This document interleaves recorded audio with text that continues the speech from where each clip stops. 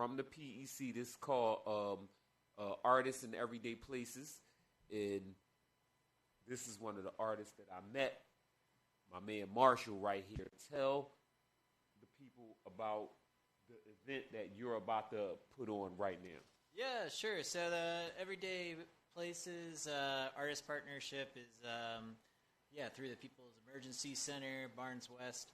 And the idea is pretty much, what it says, where it's like we're going to take some artists from the neighborhood of West Philly and put them in some spaces where you wouldn't normally find art or artists or even really necessarily be thinking about the arts, or maybe you're thinking about your normal day and then like you're looking for some art and then you're going to find some art. It's pretty exciting. There's 5 different artists that have been paired with Everyday Places. I've been paired with Pearl Beauty Emporium, which is a beauty salon on Lancaster Avenue. They did my hair a couple of times, my locks. All right. Mm-hmm. Yeah, it looks fresh. Yeah, man. Yeah. No, I'm excited because it's, so for me, I'm a poet. I perform as a dream poet for hire around the city. I use a typewriter set up also in kind of everyday places, usually in parks, though. And I offer, poetry for people on the spot. You know, you give me a topic, and I'll type it up for you in a poem form. And then for this project, I wanted to kind of, I guess, spin it around a little bit, but also, kind of open it up to, everyone's a poet. Everyone could be a poet. And this is a very original idea.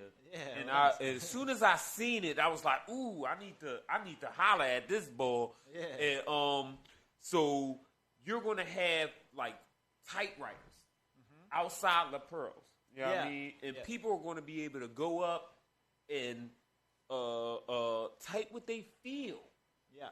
Poetry. It might be hip hop. Yeah. It might be an R&B song. I mean, you might have had a bad day. Yeah. And what, you know what I mean? And what you going to do with it? Yeah, so I mean, I really wanted to explore the themes of the neighborhood and kind of we've all been through this crazy year together. So it's I wanted to, kind of get on both sides of the spectrum with that. One side be with hopes and dreams. What do you want to do in the future? What do you want to do today? What do you want to do 5 years from now? Where do you want to see this neighborhood go? And then on the other side of that, what have you lost? What's despairing right now? What are some memories that you don't want to let go of yet? And then everyone throughout the 3 months that I'm doing this, which is starts this month and then goes through October, is going to be typing on these scrolls on this typewriter, a scroll of paper basically that's endless. And over time it'll be this long form community poem where. It doesn't even have to be poetic necessarily. It could be a couple words, but over time, it'll gain this this collective form. I don't know if you've heard of an exquisite corpse or but it's this idea of write a line, I'll pass it to you, you write a line, we pass it back and forth. Eventually, we have this poem, and it's at first it doesn't seem like anything, and then you read it back, and you're like, oh wait, that went there, that went deep. On the other side of that, too, I want to have some poets from the neighborhood come out, and they're going to be offering personalized poetry for people. So you'd be coming in to get your hair done, and then, there's some poets set up, and that's, pretty fresh. And then, oh, wait, I get to get a poem that I walk home with? That's like what kings and queens used to get. Well, no, totally, yeah. You know what I mean? Get your hair did up, and somebody's performing.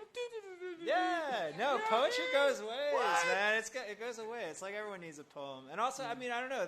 I was saying this at the launch party. I feel like poetry is this form where it's the poet's duty to the rest of the world is to kind of synthesize these emotions we're going through and find the words for them. Usually we're processing so much, but we don't have the words for what we're processing or really I don't know. We don't even know where to begin with it. But then it's then you have this experience of meeting a poet. And the poet's you tell them depression, write me a poem about depression, and then they take that and spin out this yarn about depression, and it's wow. Yo, I feel it. It'd be like depression. Yeah. Prison. Dark clouds. Dark crowd. Still reserved. Yeah, still reserved. On the street corner. Yeah, let me get a quarter. Let me get $1. Let me get $1.50. It's inflation. Yeah. I'm depressed. Black paper bag floating in the sky. I love it. No, Hey, yo, that's poetry. That's a poet and didn't even know. You ain't never see it. Did you just do that on purpose? Yeah. You find out. Yeah, you know what I mean? So you being on Lancaster Avenue, there's mad poetry on Lancaster Avenue. Oh, totally. Yeah. Every block, every step, and what I really appreciate from the artists, with this collective right here is y'all your launch party, awesome, right there, 39th and 38th. Yeah, in 38th. Lancaster. Yeah, at the old bank. Yeah, the old bank. Yeah, And yeah. That don't look. That's my first time being there when it wasn't a bank. Right. You know what I mean? And it was really nice. That's how banks should be. They should be giving back to the community like that. Don't get me started. All right. Do not get me started out here, Marshall. It's not that kind of show. Yeah. But as far as you as an artist giving back, what have you done and what are you looking to do in the future? Yeah, I mean, well, with this project, I feel like what I'm trying to do is just like, give back. I've had this opportunity of like really having this experience of like seeing poetry as like a healing form, but not just for myself, but for the people I write poems for. I usually set up in like Rittenhouse Square. I also like float around the city. But yeah, I'll be working with like several other poets: Lindo Yes, Quentin the Poet, Janine A. Cook, Blue Kind, a couple other poets from the neighborhood. And I really wanted to give like space for them to have that experience where it's like you can perform live at a poetry reading in front of a bunch of other poets, and that's a feeling. That's like something that's really powerful. Yeah. But then to perform in front of people that aren't expecting poetry, that are like don't even know they like poetry, and then they're like have this like motion, maybe even some tears. Like I don't know, it's a really wild feeling. Hey man, I don't know. Performing, is it the same way for poets and MCs? Because performing in front of a bunch of MCs and they like your music, is it the same way for performing in front of a bunch of poets and they like, yo, that was dope? Yeah, because they critics too. And they done wrote some stuff and they were like, yeah, that's not poetry. You know what I mean? No, it's true. And for them to be like, yeah. Do you get that? Yeah, I mean it's a high, it's a feel good feeling, like where it's like it's also about community. You're connecting, through vibration, through rhythm, through heart. It's a lot of like you find your community that way. It's really special. Real artsy fartsy. Yeah, you sound like me, but like, yeah, that feeling you get right there. Yeah. When you done did it. I get that feeling stuff going. Yeah. I'm allowed. I'm a poet, so. You know what I mean? So now, as far as performance wise, are you performing any other places, like currently? So, I mean, with COVID, everything's kind of been slow, so I haven't really been setting up anything else. For this, there is going to be a final performance that is going to be at the bank, as we said, on 38th in Lancaster. Pretty sure the date's like October 27th, so that's a ways off. But what we're going to do is we're going to have it open to all the people all the performers throughout the 3 months, and then all the people who wrote on the scroll. You can come back and then you can perform your words or other people's words. I guess like my idea with this project is it's not just it's not just about that connection, but it's also about like creating the experience of what goes on in like an artist's mind or a poet's mind. It's a lot of craziness, So ideally, like the performance, what it will look like is at the end you'll not only be able to see all the voices of the neighborhood, you'll be able to hear. That's what I was about to ask. Y'all shooting actual video footage of people performing this? Yeah. So there will be a performance at the end where you'll be able to hear. Like I'm hoping at least like 20 to 30 voices, but maybe more. I mean, it'll be like an open mic, but of like this scroll that we all wrote together. And it might be words where it's like. I mean, this is going to be open to all ages, so some of the stuff might not even make sense. It might be written by a 5-year-old kid, but it might still be profound, where you're like, what is the hope and a dream for a 5-year-old? It might be Pokemon, but that's like poetic in this sense, you know. Pokemon? Maybe. I You mean, old. That's where you got, that's where you got the MC. Take that mask off. You know, it's got to give that spin. Beard under there. Oh, scruffy old man. Yeah. Yo, give it up for my man Marshall James Yeah. Kavanaugh. Check it out. Can we get some bars, though, man, before you go out? Can we Get some poetry. You put me on the spot. Oh, yeah. come off it, Mike. Come off it, well, Mike. Well, before we do man this, said he we was a just poet. had my man Blesser on for Ill Indie Mondays. You'll be able to see him next week. Tune in next week. He'll be here live. We are shooting a crazy dope series called Ill Indie Monday Videos. And I thought we said during this taping to my man Mark, we put people on the spot. You will, if you got skills, you know what I mean?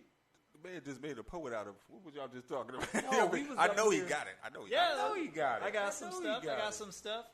Yeah. So go ahead. All right. Do So your thing. yeah. So this is a poem. So like I said, I write poems in Rittenhouse Square. These are some poems I wrote this week or past couple weeks. Exclusive. So let's hear it. Love. That was the topic. The universe is full of an energy that is unseen and yet has gravity, a dark matter that holds it all together, pulls on distant bodies, collides separate forces, builds whole worlds for new bodies to believe, each piece attached to a cosmic alignment, something that wills the heart to beat, a pursuit of harmony. Love is an answer to questions we don't even know we seek. I said love is an answer to questions we don't even know we seek. A push and shove that is felt more than anything else. Out of the storms comes space to excite and settle. Hello. Hello there, Governor. Yo, give it up. Right on. Now, see, that's what I'm talking about. That's what I'm talking about. Inspiration for the mind, meditative, and I look forward to hearing more at La Pearl. And tell them once again when your first event is popping off on Lancaster Avenue, address and all the shebang skinny bangy bangs. Yeah, so the first event will be August 18th. It's a Wednesday, 4 to 6 p.m., so right on rush hour. You can commute on over to us at La Pearl Beauty Emporium. It's at 39th and Lancaster Ave. And yeah, you can give me a follow at Dream Poet for Hire on Instagram. I'll have all the flyers and the information up there for you to find it. So yeah. And I can't wait to get back out there with the ladies of La Pearl. That's okay, stupid. Yeah, man. Last time I was there, I bought everybody Heineken's while they twisted my hair. Oh, that's great. I That love was it. during the second Fridays of the PEC. You know what I mean? Yo, shout out to Godhead the General. Hey. Shout out to my man Marshall. We will be back after this. Tonight's special guest, the Mash Out Posse specialist himself. We got my boy Billy Dans of MOP. Legendary right there on the Dose, bitches. It's the 2-hour show, Grand Theft Audio for your radio. We are putting the neighbor back in the hood with the Put the Neighbor Back in the Hood initiatives. We be back.